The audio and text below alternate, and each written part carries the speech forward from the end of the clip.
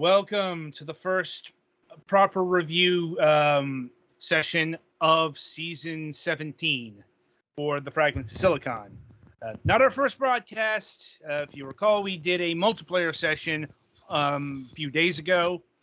And if you haven't, you can watch that video because it was one of the games that we are covering here tonight, but not this particular one. Because we are starting this particular journey with a game called EMPYRE, spelled EMPYRE.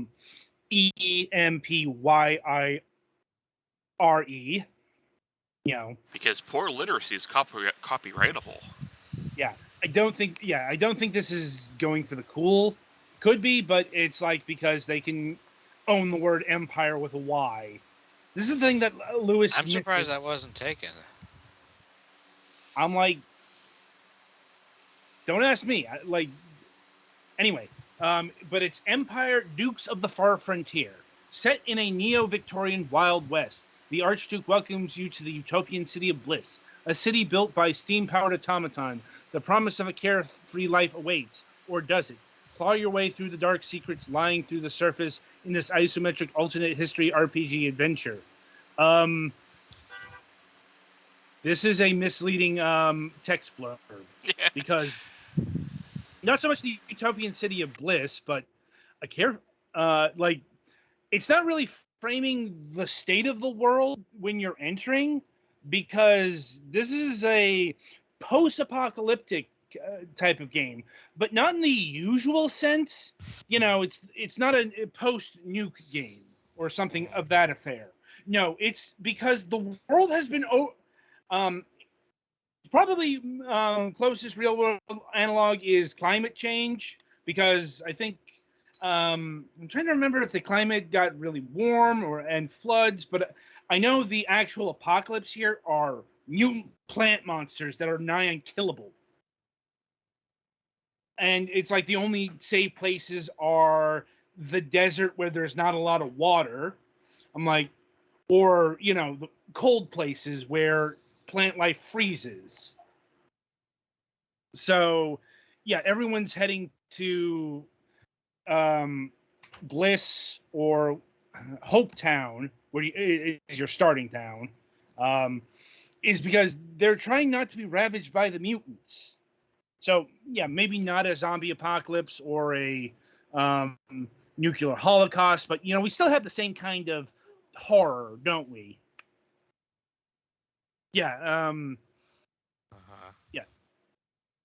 But, yeah.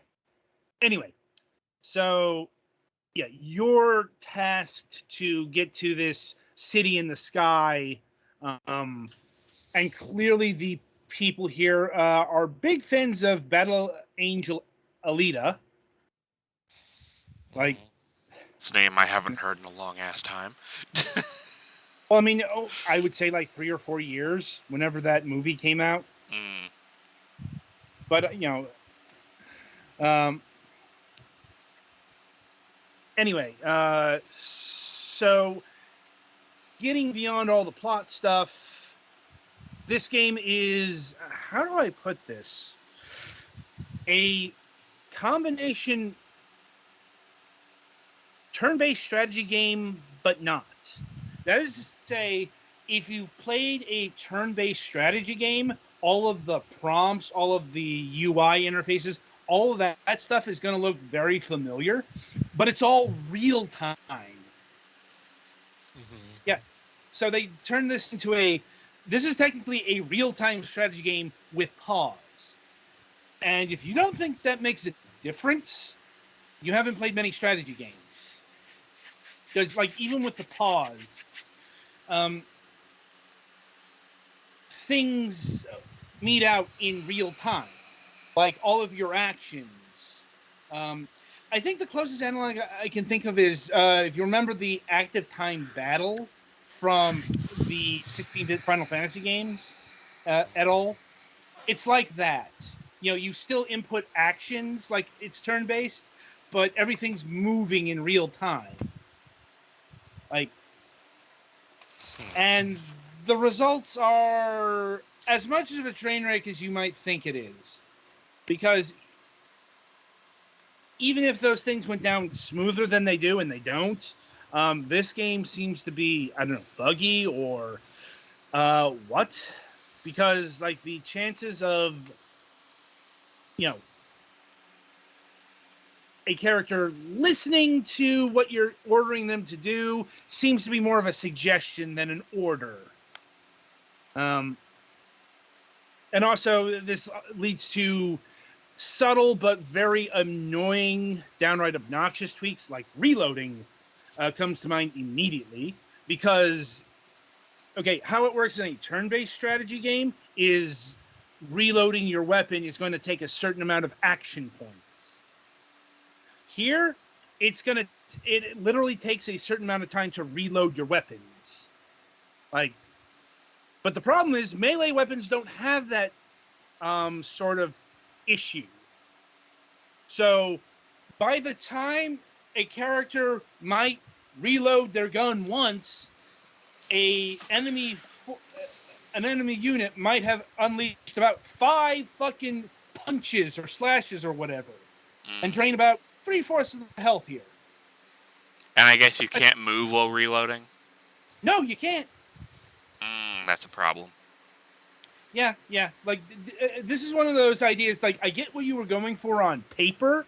Like, I see how this all makes sense, but in practice, it's actually really tilted towards a certain kind of play style. Unless, you've got the units who are out of punching range, stabbing range, whatever kind of range, then you have to use your melee, your ranged weapons.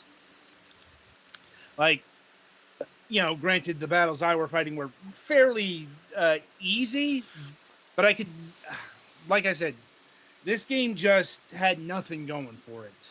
It's got a, I'd say a now pretty standard role-playing system derived from the Fallout games. And if you don't know how that works, very simply, you have a bunch of attributes. The more attributes you put into something, the better you are at that kind of thing. Like if you have a certain amount of charm or charisma, you'll be able to, manipulate people into giving you dialogue options or what have you that you couldn't otherwise get. And for quite a lot of RPGs, this is the secret easy mode. Because once again, Fallout 1 did this first. Don't want to fight the final boss? Convince him to commit suicide. Fallout was actually the first game to do this, apparently. Fun. Yeah. Fallout 1 is fun. This is not fun. In fact, and outside the games, good God, the pathfinding is pretty bad. The terrain. Okay, something's wrong when I have to complain about the terrain. I mean, yeah, you can see the actual graphics. They don't look particularly impressive, but that's not my problem in terms of a strategy game.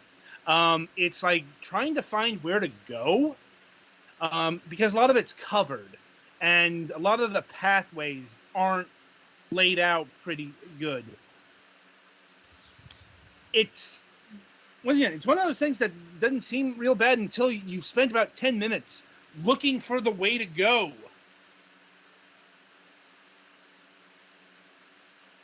So, yeah.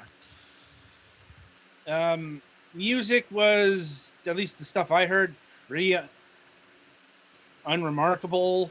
And I think that's my overall consensus when it comes to this game. It's trying to do some ideas, but honestly, it probably would have been better staying traditional. Like, yeah, it wasn't going to innovate, but execution counts for everything in these cases, and I don't think this is a well-executed game. In terms of pricing, well, it's clocking in at $20. You can get any number of, like, that's about the same price as at least one of the new Shadowrun games. Honestly, go for one of those, because, if you see a game like this, I think you're looking for a turn-based strategy game, with actual turns, and that's the convenience it gives, but it's not that. A real-time strategy game is something far different, and you have to structure that differently. And I don't and using all of the iconography from a turn-based strategy game, it's an oil and water situation here. Unfortunate. I wanted to like this game, but I don't think it brought the goods. And I will say that makes for an interesting failure, but a failure nonetheless. Any other questions, comments, or concerns over EMPYRE? Not that I can think of. All right. It doesn't look as steampunk as it's advertised to be. Does it come out more than these test screenshots show? I didn't get past the starting town, admittedly, because the starting town is much more Old West or Wild West than anything else.